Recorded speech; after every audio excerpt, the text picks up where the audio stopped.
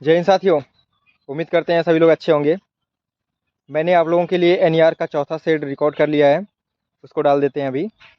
आप लोग देख लेंगे और वीडियो पूरा देखते हैं। बहुत अच्छा लगा कल की वीडियो, आप लोगों ने पूरा देखा, लाइक किया, तो आज भी देखिएगा, पूरा देखिएगा और रिवीजन करिएगा, बहुत ही अच्छा लगेगा आपको। जय हिंद। चलिए प्रश्न सॉल्व करते हैं। एक घन का आयतन 2197 घन सेंटीमीटर है, तो घन की पृष्ठीय क्षेत्रफल क्या होगा? तो आयतन आप जानते हैं घन का क्या होता है, ए क्यूब होता है। तो लिख लीजिए सबसे पहले आयतन। जिनको नहीं पता होगा वो अलग में फार्मूला कॉपी में नोट करते चलेंगे। आयतन ए क्यूब होता है, जो कि दिया हुआ है कितना, 2197। अब आपको मालूम होना चाहिए कि 2197 किस संख्या का क्यूब होता है। तो ये होता है 13 का, यानी ए बराबर हो जाएगा आपका 13। पूछा है घन की पृष्ठीय क्षेत्रफल, तो घन का पृष्ठीय क्षेत्रफल क्या होता है? घन के पृष्ठीय क्षेत्रफल का फार्मूला होता है आपका 6a²। कितना होता है? 6a²। इसको भी नोट कर लेंगे कॉपी में अलग से कहीं। तो ये हो जाएगा आपका 6 और एक जगह पर 13 का स्क्वायर कर दीजिए। तो 6 13 का स्क्वायर करेंगे कितना हो जाएगा? 169। इसका गुणा कर दीजिए। 9 छक 54 के 4, हासिल लगा 5, 16 छक्का 96 और 5 हो जाएगा आपका 101। यही आपका क्या हो जाएगा? आंसर हो जाएगा। चलते हैं अगले प्रश्न की ओर।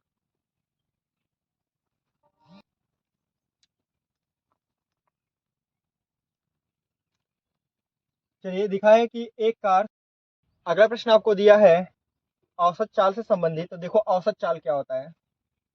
औसत चाल, औसत चाल बराबर होता है कुल दूरी बटा कुल समय। कहा है कि एक कार 60 किलोमीटर प्रति घंटा पर 2 घंटे चलता है, यानी 1 घंटा में 60 किलोमीटर चलता है। तो 2 घंटे में कितना चल देगा? 60 × 2 कितना? 60 × 2 यानी 120 चलेगा। तो यहाँ लिख लीजिए कितना? 120। पहली बार 120 चलेगा। फिर कहा है और 40 किलोमीटर प्रति घंटा पर 1 घंटा, यानी 1 घंटे में कितना चलेगा? 40। तो कुल दूरी आ गई आपकी। समय कितना है? पहले चला है 2 घंटे, पहले कितना चला है? 2 घंटे। फिर चला है कितना? 1 घंटे, यानी 2 घंटे प्लस 1 घंटे कितना हो जाएंगे? 3 घंटे। यहाँ से जोड़ दीजिए कितना हो जाएगा? 160/3। तो इसमें भाग लगा दीजिए। तो देखिए 5×3 = 15। अब देखिए जिन दोस्तों को दशमलव वगैरह से प्रॉब्लम होता है, तो देखिए 5×3 = 15, एक बचेगा। तो अब यहाँ से देखो किसमें आपका पहले इकाई के स्थान 5 पहले कहाँ पे आता है? तो यही आपका पहले 5 आया हुआ है, यही आपका क्या हो जाएगा? आंसर हो जाएगा। तो कितना हो जाएगा? 53.33। कभी कभी कैलकुलेशन को भी आप लोग ध्यान से देखने की कोशिश करेंगे। चलिए अगले प्रश्न की ओर बढ़ते हैं। देखिए आपका काम समय पे अगला प्रश्न आ गया है। सिमता 25 टोकरियां 35 दिन में बुनती है, तो 110 टोकरियां बुनने में उसे कितना समय लगेगा? पिछली क्लास में भी आप लोगों ने देखा होगा कि ऐसा एक प्रश्न था। तो M1D1 और पे आधारित होता है ये। तो आपने कहा कि 25 टोकरियां 35 दिन में, टोकरियां बना रही है यानी उसका काम है। कितनी टोकरियां? आपने कहा कि M1D1 H1/W1 होता है, और यहाँ क्या होता है? M2D2 H2/W2। ये आपका फॉर्मूला होता है। लेकिन इसमें देखो दिया क्या हुआ है, कहा है कि 35 टोकरियां, यानी काम दिया हुआ है। पहले उसने दे दिया कि 35 कितना? 35 नहीं 25। कितना? 25 टोकरियां कितने दिनों में? 35 दिनों में बनाती है।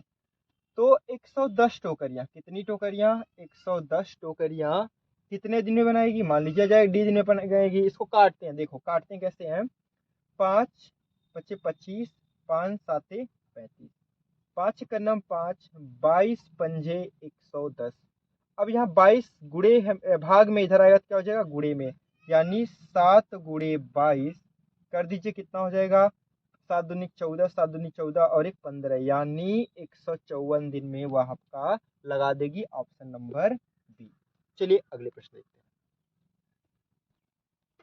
देखो दोस्तों, बहुत ही खूबसूरत सवाल आपके पास आ गया है, 5 की विभाज्यता के आधारित पर है।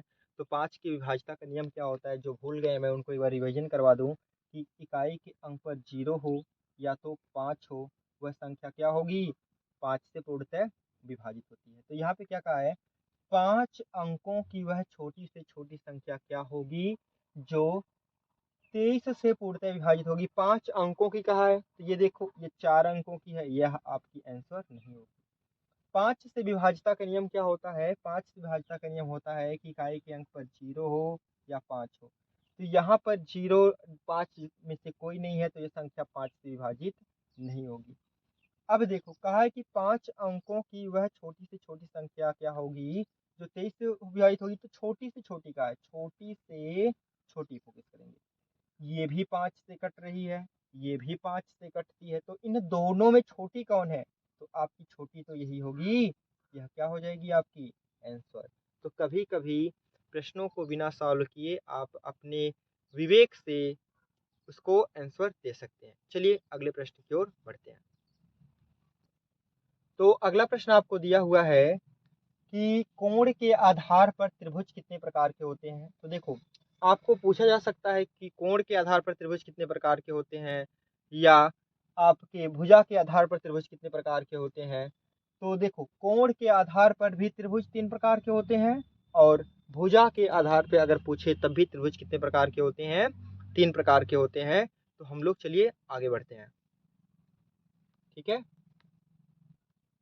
चलिए दोस्तों, तो ये देखो एक मिसाइल है जो 1386 किलोमीटर प्रति घंटा की गति से चलती है।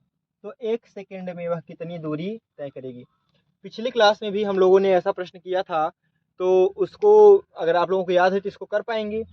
देखिए यहाँ पर कितना है आपका 1386 किलोमीटर प्रति घंटा, इसको बदल देना है आपको मीटर प्रति सेकंड में। मैंने बताया था आपको मीटर प्रति सेकंड में बदलने के लिए 5/18 से क्या कर देते हैं, गुणा कर देते हैं। चलिए कर दीजिए, तो 13 गुणे 5/18, 18 साते 126, 18 साते 126 बच गया 12, हो जाएगा फिर से 126, 18 साते 126, तो 77 गुणे 5, 7 पच्चे 35 के 5 हाथ से लगा 3, 7 पच्चे 35 और 3 38 मीटर प्रति।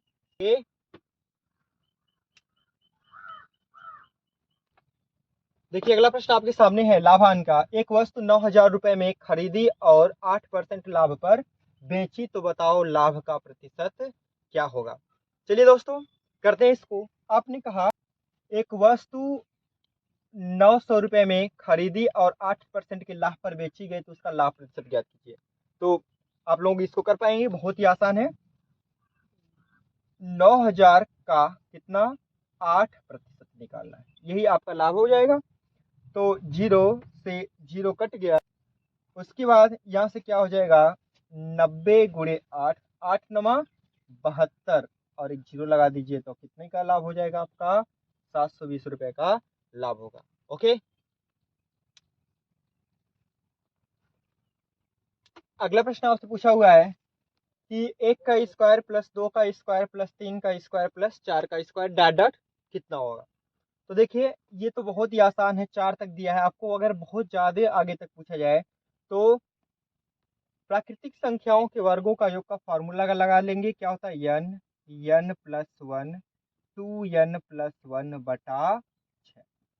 तो n का मान यहाँ कितना है, 4 टर्म है, तो लिख लीजिए n की जगह पर 4। 4 और 1 कितना हो जाएगा 5 गुणे 4 दूनी के 8, 8 और 1 कितना हो जाएगा 9 बटा 6।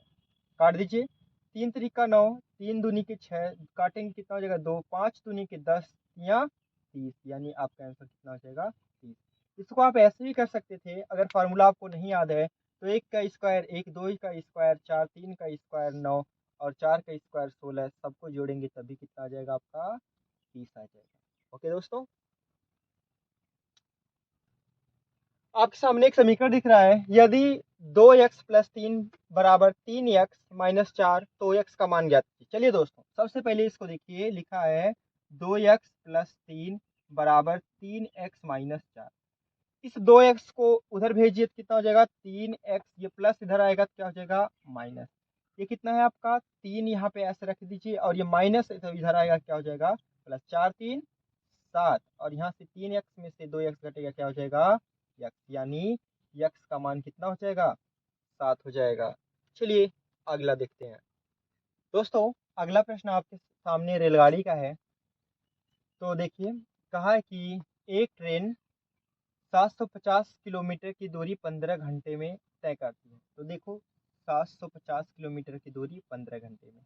तो सबसे पहले आप रेलगाड़ी की चाल निकालिए। तो चाल बराबर क्या होता है, चाल बराबर होता है दूरी बटा समय। तो कितनी दूरी, वह चलती है 750 किलोमीटर की दूरी 15 घंटे में। तो 15 पचे 75, यानी ट्रेन की स्पीड आ गई 50 किलोमीटर प्रति घंटा। तो पूछी है तो रेलगाड़ी 2 घंटे में कितनी दूरी तय करेगी। रेलगाड़ी 1 घंटे में कितना चल सकती है 50 किलोमीटर। तो 2 घंटे में कितना चलेगी भाई, आपने कहा कि 1 घंटे में 50, तो 2 घंटे में कितना 100 किलोमीटर दूरी तय करेगी। यही रेलगाड़ी की 2 घंटे में चली गई दूरी हो जाएगी। अगला प्रश्न आपका सरलीकरण से है, बहुत ही आसान है। देखिए लिखा है 2 गुणे 3 प्लस ब्रैकेट में 1/3 माइनस 1/3। तो यहाँ से देखिए 2 गुणे 3 प्लस 1/3 में से 1/3 जाएगा तो क्या हो जाएगा 0। तो किसी संख्या में 0 जुड़ेगा, कोई फर्क नहीं पड़ता है उससे। तो क्या हो जाएगा 2 तिया 6, आपका क्या हो जाएगा इसका आंसर। ये आपका 42 नंबर क्वेश्चन था। चलिए आगे बढ़ते हैं। देखिए औसत से संबंधित प्रश्न था कि 11 23 यक्स का औसत 40 है, तो यक्स का मान ज्ञात कीजिए। आप लोग जानते हैं कि औसत बराबर होता है समस्त संख्याओं का योग बटे उनकी संख्या। तो यहाँ कितनी संख्याएं हैं 11 23 और यक्स, कुल संख्याएं समस्त संख्याओं का योग बटे उनकी संख्या। तो 3 संख्या यही औसत है, लिखा हुआ कितना 40। तो जोड़िए 11 23 हो जाएगा आपका 34 प्लस यक्स, यहाँ से गुणा कर दीजिए 4 तिया 12 120। तो अब ये 34 उधर जाएगा तो घटेगा, यानी x बराबर 120 माइनस 34। घटा दीजिए, 10 में से 6 गया, 10 में से 4 गया 6, और 11 में से 3 गया 8, यानी 86। इसका क्या हो जाएगा आंसर, x का मान 86 हो जाएगा। चलिए अगर देखिए अगला प्रश्न आपका साधारण ब्याज से है, जरा देखिएगा। लिखा है यदि 5% वार्षिक के हिसाब से 3 वर्ष में साधारण ब्याज कितना हो जाए 180। देखिए क्या क्या दिया है, आर बराबर दे दिया 5%, टी बराबर दे दिया है आपको 3 वर्ष, और जो आपका साधारण ब्याज है एसआई वह दे दिया है 180। तो मूलधन पूछ रहे हैं। आप लोग जानते हैं कि मूलधन में क्या संबंध होता है, पी आर टी बटा 100 बराबर क्या होता है एसआई। पी ज्ञात करना है, आर है 5%, समय है 3 वर्ष, बटा कितना 100, साधारण ब्याज कितना मिलता है 100। तो काट दीजिए यहाँ से, हो जाएगा 5 तिया 15, 15 से काटेंगे 180 को तो 15 का नम 15 बच गया 3, 15 दूनी के 30, गुणा कर दीजिए तो पी बराबर कितना हो जाएगा, 2 जीरो इधर जाएगा तो कितना हो जाएगा आपका 1200 रुपए। यही आपका क्या हो जाएगा आंसर हो जाएगा। ओके देखिए लिखा है कि किसी धनराशि का 27% 1998 है, तो धनराशि ज्ञात कीजिए। मान लीजिए वह धनराशि कितनी थी ए थी, ए का 27%, प्रतिशत हटाने के लिए 100 से भाग दोगे, यही कितना है आपका 1900। इससे काटेंगे, ये कटेगा आपका 74 बार में, यहाँ डबल जीरो बढ़ा दीजिए तो ए बराबर कितना हो जाएगा 7400। यही आपका आंसर है। दोस्तों आप लोगों को पसंद आए तो लोगों के पास भेजिए और बताइए कि 10 मिनट में आपका एनईआर का सारा मैथ हो जाता है। जय हिंद, वंदे मातरम।